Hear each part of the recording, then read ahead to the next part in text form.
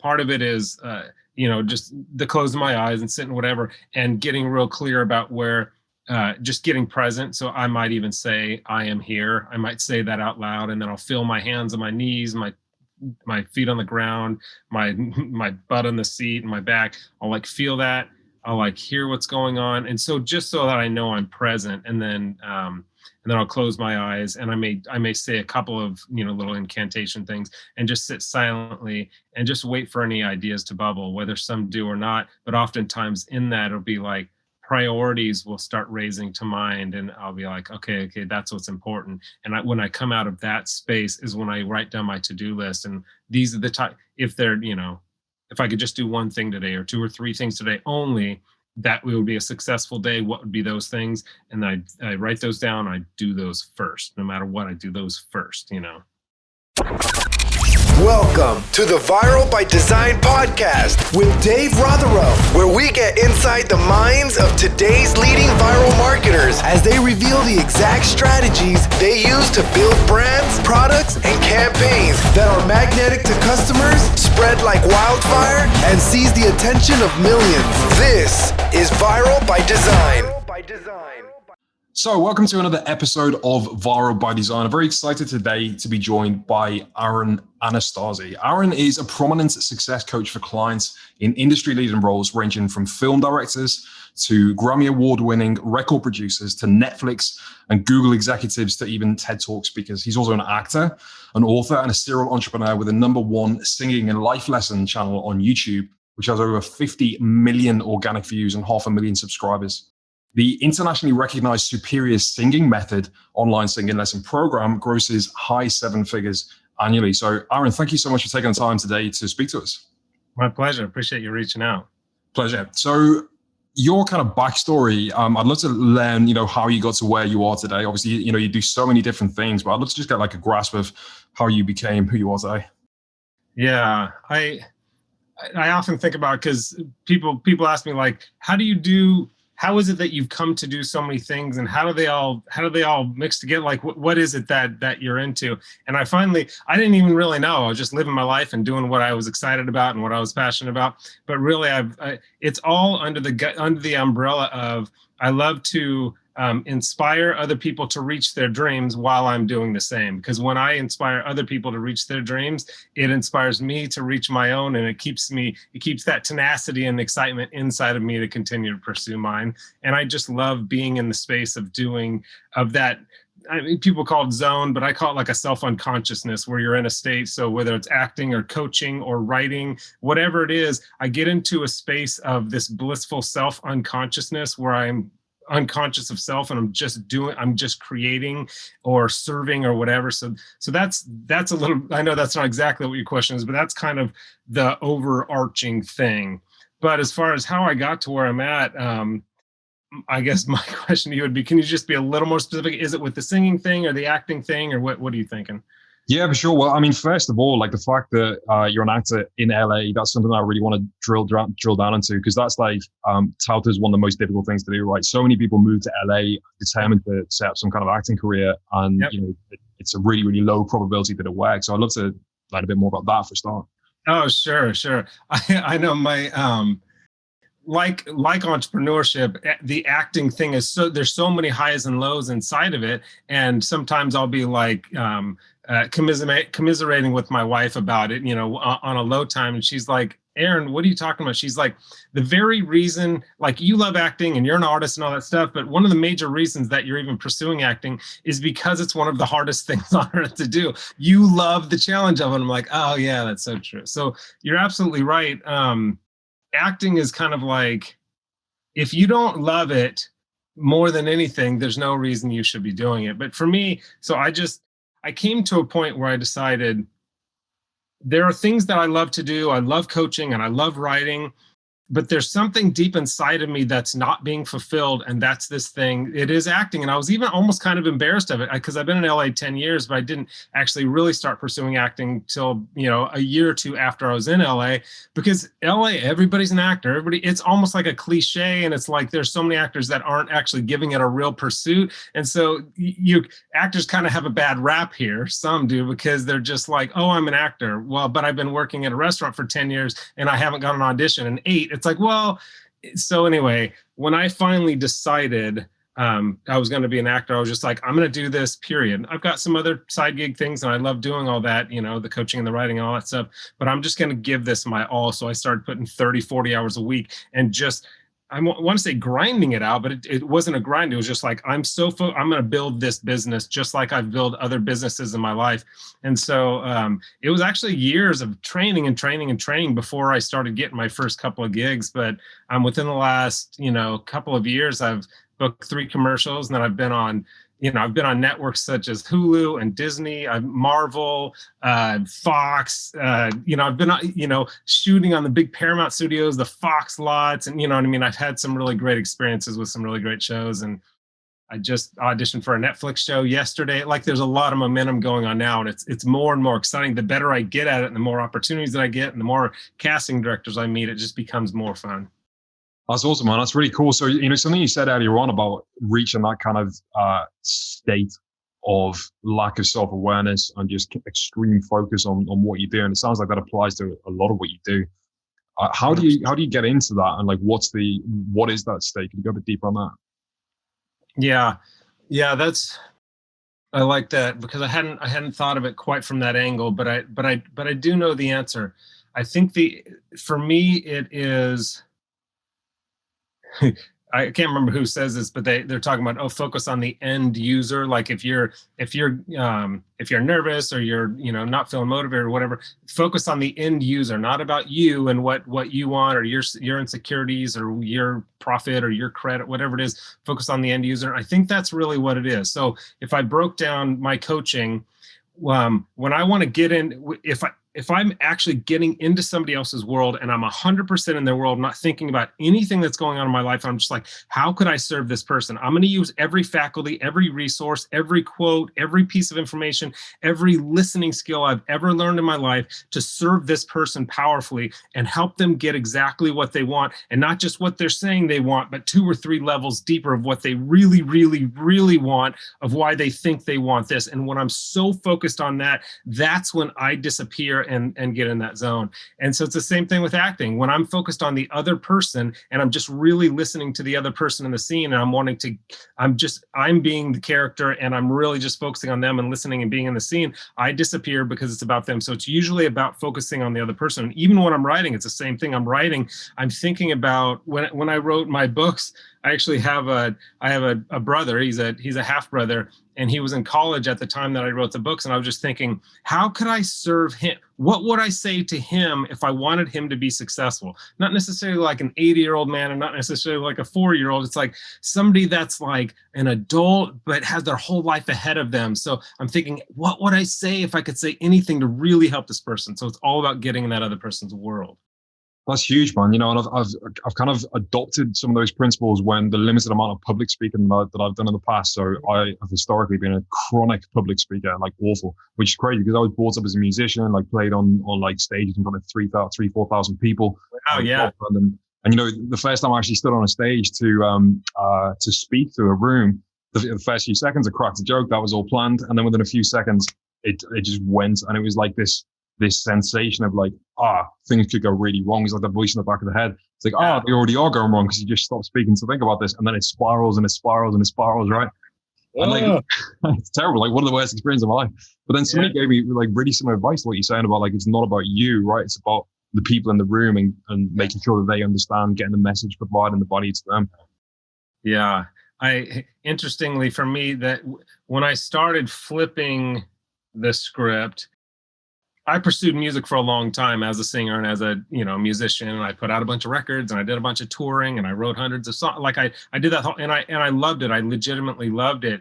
I noticed though, and this isn't like, it's not categorically true, like a black and white thing, but a lot of it was about me and a self-aggrandizing me and like, look at me and not worship me. That's too strong, but just like appreciate me and all. It was so about me.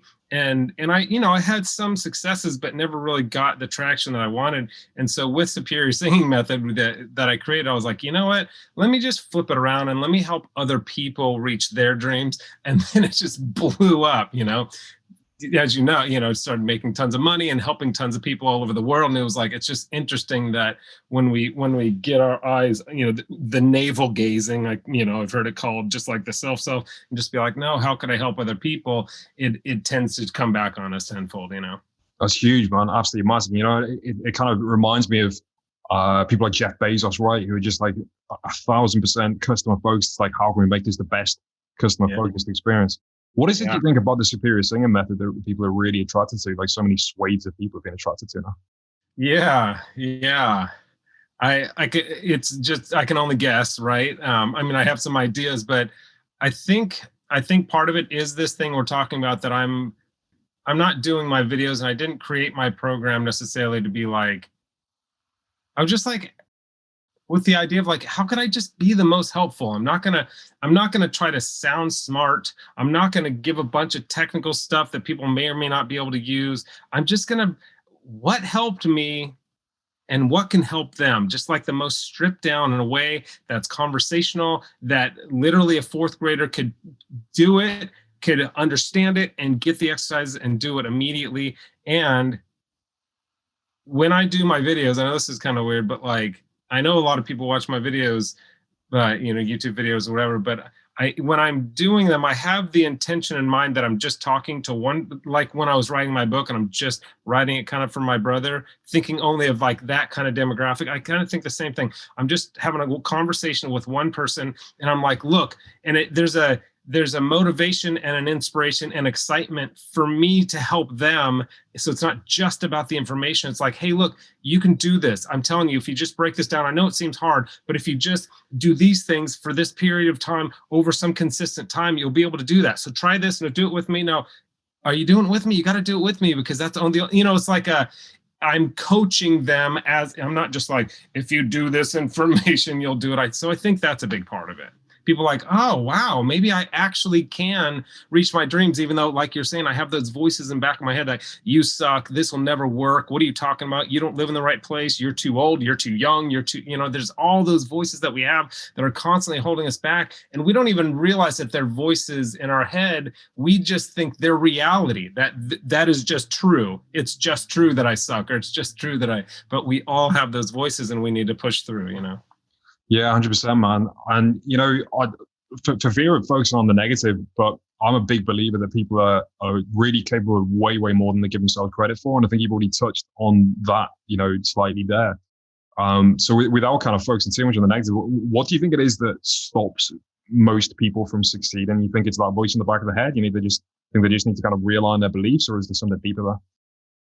I think the biggest thing that holds people back is, it's the idea of the voice in their head, but what makes it a little more insidious than that is, because I was just thinking about this. Actually, one of my books is called The Voice of Your Dreams. Turn down the voices of limitation, turn up the volume of success, right? It's like turn down anyway. And so I'm a big believer in that. But what becomes the most insidious about the voices is what I kind of touched on, is that the voices are actually deeper. They become beliefs. They become beliefs about ourselves and what is possible, that become automatic responses of how we respond and react to everybody and everything in our life. And so it's like this big like roof that's being squished down that most people don't even realize they're what I call like a way of being. Their way of being is this self-doubt based on these 40 beliefs that they have that they don't even realize they have. They just think this is just the way life is. It's just true. That's why part of the reason I became a coach, because I had a coach and he started unearthing a lot of those for me, and my life started opening up. It was like I felt like I had like one or two options, say in an area that were both like okay, and then when I started being coached and he was coaching all those thoughts and beliefs out of me, and I was seeing what more was possible, it's like all of a sudden I had 40 options, and 10 of them were great and 5 of them were revolutionary and one was absolutely life-changing, and now I'm like motivated to take that option because I didn't even realize it existed. And all of a sudden all life starts opening up, and then I do that again and again. It's just like my world is expanding. So to me, it's about a way of being. And I know that's kind of a weird phrase, but a way of being is essentially what we believe is possible about ourselves and about the world. And it's not that you just go like, think more positively. It's not about that. It's about really understanding your thoughts and what's going on and rewriting those and beginning to experience what it's like. And let me just tell you one story of just a practical story. Because so I was sitting with my coach about 8 years ago, and I was telling him, I'm really tenacious. You know, I'm like, you know, like a dog with a bone. And there was truth in that.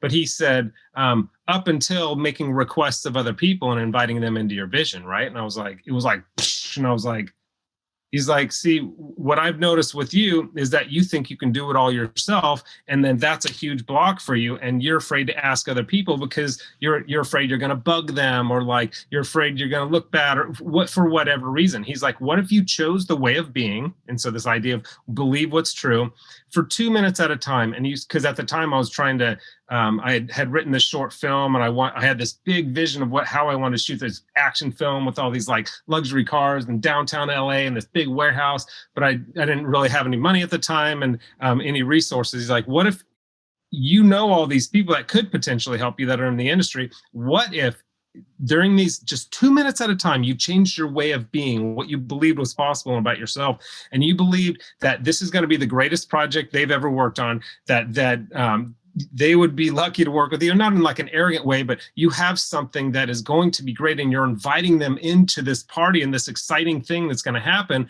What if you just believe that? And so I call after call after call after call, and everybody said yes. And fast forward 3 months later, I'm on set, this huge warehouse in downtown Los Angeles. I've got 35, 40 volunteers, and I've got these, you know, movie quality camera. It's just like, my mind was blown just by that one little thing that opened up for me. So one at a time, I've been opening these things up with my coaches, and it's just like there's so much more possible. But I'm not different. It's just what I'm seeing is possible is different. I 100% feel you on that, man. Like I've experienced very similar things myself. Like, and often I think it goes back to that phrase, you can't read the label on the bottle from the inside, right? It's like sometimes it just takes somebody just putting a seed in your mind, right? It's just like, well, maybe this. And then suddenly, as you say, it has that like seismic, like rippling effect into the rest of your life. Do you think that's possible, like just with yourself through like meditation, or do you think you need somebody else to help you uncover those things? Yeah. I will say that I think it's easier and faster and more efficient to have a coach, which is why I've had a coach ever since. Even though I'm a coach and I coach top level people in you know, tech and in entertainment, all that, I still have a coach just because I think it is the most effective way. I'd be remiss if I didn't say that. But I'm also an author, and my life has been changed radically through books. And I used to read a book a week. Now I read a book 3 times every few weeks. Because I like to really like get information at a DNA level. But yes, it is possible. I think it's a little slower, but I do think it's possible. I'd still spend every day I journal. Like you asked what I did today. I woke up at 5:15. I journaled. I wrote down my gratitude list. I spent some time in prayer. I listened to some books a little bit. I worked out, you know, and then we had our thing at 7 my time. So I do believe that all those things are super powerful and they do work. And through books, I've been radically transformed. So the answer is yes, but it's like an athlete. Can an athlete just be by himself and get better, you know, from books or watching video and all that stuff? I think absolutely. But I think if that athlete had a coach, there could be more faster change. Yeah, 100%. So you mentioned books there. Are there any kind of highlights of you to give like a real, maybe the top few that have really helped you? Oh yeah, gosh. I love everything by the Arbinger Institute. They talk a lot about transformational stuff. So they have books called Leadership and Self-Deception, The Outward Mindset. What's their other one? Anyway, anything by the Arbinger Institute. There's a book called The Three Laws of Performance, which is just life-changing. There's a book by Steve Chandler called Time Warrior. Book by Xander called The Art of Possibility. Those are a few. I can go on and on. I'm like a total book nerd. I love books. Yeah, that's awesome. So here's a question for you. If you were to go back and say 20 years ago and speak to slightly younger Aaron back then, what would be the kind of advice that you would give to him? Yeah. I mean, the short answer is the two books that I wrote is exactly what I would tell him, because that's what I was telling my young. But if I just like had just a minute or whatever, 10 seconds, 30 seconds to say, I think it would be the biggest thing for me. I think one of my biggest struggles in life has been and continues, if I'm not monitoring, if I'm not doing the meditation and all that stuff, I'm not monitoring, it's like that I'm not enough, or I don't have what it takes, or there's something inherently missing from me, so I can't reach that next level of whatever. So I think it'd be something around that for me personally, of like, dude, believe in your bigness. Like there's so much more in you than you realize. There's so much more that's possible. Just hang on, stay the course, and be tenacious about the things that you want. Like it is going to work out. Just trust that it's going to work out. And it's not about, and I've been thinking a lot recently, you hear people say it's about the journey, not the destination. And I was like, more and more, I'm like, I do see the wisdom in that. And it's not that the destination isn't great, like the things that I've accomplished, and when I accomplish them, it's great to have those accomplishments,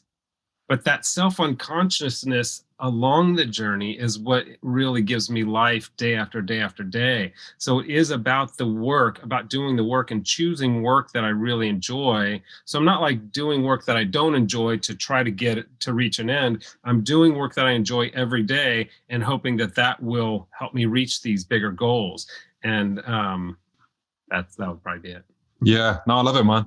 It's that kind of attitude of it is possible. I think that's another thing that people really underestimate. And potentially even thinking to like maybe 20 years ago me, like I probably would have washed off that kind of mentality, because it's like, oh well, it's just kind of hoping that things will work out, and like positive talk and all that kind of stuff. Yeah. Whereas I think in recent years, what I've really come to realize is that when you actually have that attitude, it does actually impact the actions that you take. And you start, if you be like, okay, so there is a way, I just need to figure out what it is, then it completely alters the way you act, right? And even it may even be like micro decisions. And as you said, there about like getting that movie shot in downtown LA, it's like suddenly when you've got that, if you believe it's not going to be possible, then you're never going to take any action to make it happen, right? Whereas when you accept that new belief, then suddenly things just start appearing, right? Yeah.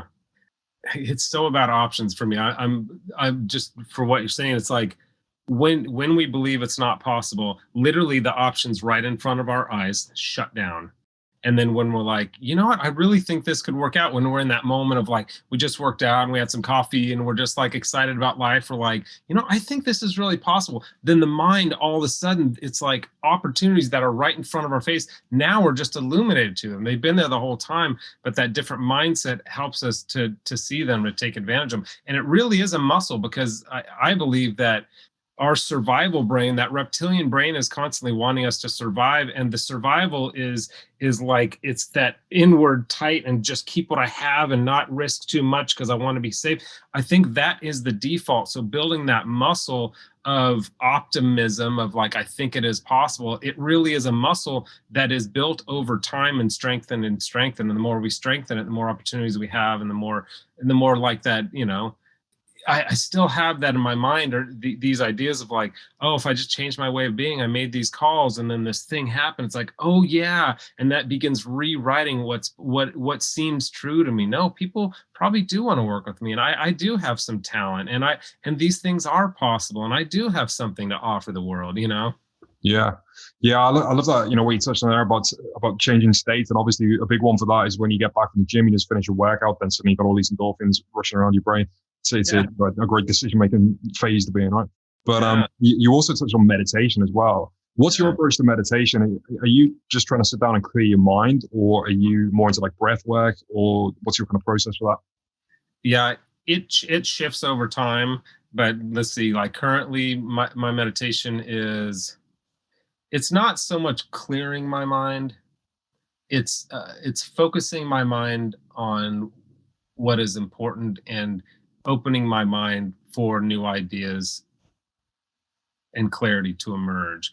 And I do that in a variety of ways because things get stagnant for me if I try and do the same thing over and over and over again. So part of it is, just the closing my eyes and sitting whatever and getting real clear about where, just getting present. So I might even say, I am here. I might say that out loud, and then I'll feel my hands on my knees, my feet on the ground, my my butt on the seat and my back. I'll like feel that. I'll like hear what's going on. And so just so that I know I'm present, and then I'll close my eyes, and I may say a couple of, little incantation things, and just sit silently and just wait for any ideas to bubble, whether some do or not. But oftentimes in that it'll be like priorities will start raising to mind, and I'll be like, okay, that's what's important. And when I come out of that space is when I write down my to-do list. And these are the type, if they're, if I could just do one thing today or two or three things today only, that would be a successful day. What would be those things? And I write those down. I do those first, no matter what. I do those first. So that's kind of how it works for me. Yeah, 100%. I don't know about you, but I often find in those kind of states as well, like leaving your subconscious to do a lot of the heavy lifting, like suddenly things that you would never have thought of consciously just start flooding into your head as well, right? It's like a completely different brain state. It 100% is. And I happen to be a person of faith, and I do believe in God and all that stuff. But even somebody who doesn't believe in God, whether it's inner wisdom or the universe, or there's a million ways to call it, but there is something, like you're saying, that when you're in that state, something bubbles up that you didn't generate. And I want access to that, whatever the origin, I want access to that, because that's the good stuff. That's not, because I'm a hard worker, and I am tenacious, as I've said, but I don't want to just be spinning my wheels doing stuff that doesn't matter. I want to make sure that what I'm doing are the things that matter. And so that time helps me stay focused and clear about what the priority is. Yeah. Did you read a book by chance by Price Pritchett called U Squared? Do you know that book? No. I'm gonna have to send it over to you. It's just purely out of interest. It's like an hour-long read, but it's all about like how you can bring about seismic change in your life, just through changing the actions, the things that you focus on. And the idea is U Squared. It's like how to create an exponential version of yourself. It resonates with so much of the stuff that you're talking about. Sounds absolutely right up my alley. I would love to check it out. I'll send you the link over after. Yeah. So hey, I'd love to talk a little bit more about the superior singing method, and particularly who that's for and what they could expect to get out of it. Yeah. What I did is my goal was to create a program that somebody who has no singing skills at all can start and understand and get going and have and move up a couple of levels in their singing, but also something that somebody, even if they're a professional singer, because it's still stuff that I use today, and I was a professional singer for a while. It's still stuff that they can jump on, and they can, wherever they're at, they could level up a couple of levels too. So for me, that's the goal. And even the feedback that I've gotten over the years, because obviously we get flooded with a lot of feedback and stuff like that people are all over the spectrum, from professional singers to absolute beginners. So that's that. What people can expect. Yeah. A step-by-step program. That's why I wanted to create, like, I have my YouTube videos, and there's tons of great content on there. It's all free, of course, and we don't even run ads on those or anything. So it's all super accessible. But what the actual program inside there, I have like a vocal coaching club inside there. That's a whole separate thing. I have the main program, a bunch of mini courses. Like 7 videos on high notes and 7 videos on tone. But then the main course, Superior Singing Method, is like an 8-week program. And that is just systematic, step by step. Start with this, do this today, do this tomorrow. It's like building a foundation to create the voice you want, because I do believe that we create our voice. People, the big lie, I think, the big myth is that if I'm not born with talent, then I can't become a great singer. And I absolutely do not believe that. It's the voice, there's a million micro muscles in the voice, and we can build them up in the right way with the right exercises, and we can create and have a good voice. If you can speak, you can sing, because singing is just sustained speech. So let's work toward that, Yeah, I guess again, it comes back down to that belief pattern of, you believe it's possible, you start working towards it, and then suddenly, lo and behold. Everything I do kind of filters through there. It really does. Yeah. That's awesome, man. Well, hey, thank you so much for taking the time to talk to us. You've dropped some absolute bombs there, which I'm sure everyone listening is very grateful for. So where can people find out more about Superior Singing Method and yourself as well? Yeah, you can, you can find, I'm on Instagram, you can find me just at Aaron Anastasi, or for Superior Singing specifically, superiorsingingmethod.com. Yeah, you can find my books on Amazon. Those are probably the best places to find me. That's great, man. We'll make sure all those relevant links are in and around the podcast wherever it's posted. So thanks again for taking the time. I really appreciate it. My pleasure. Thank you. Thanks, man. This has been the Viral by Design podcast with Dave Rotherow. For more viral marketing secrets and to get detailed cliff notes on all episodes, visit viralbydesign.net.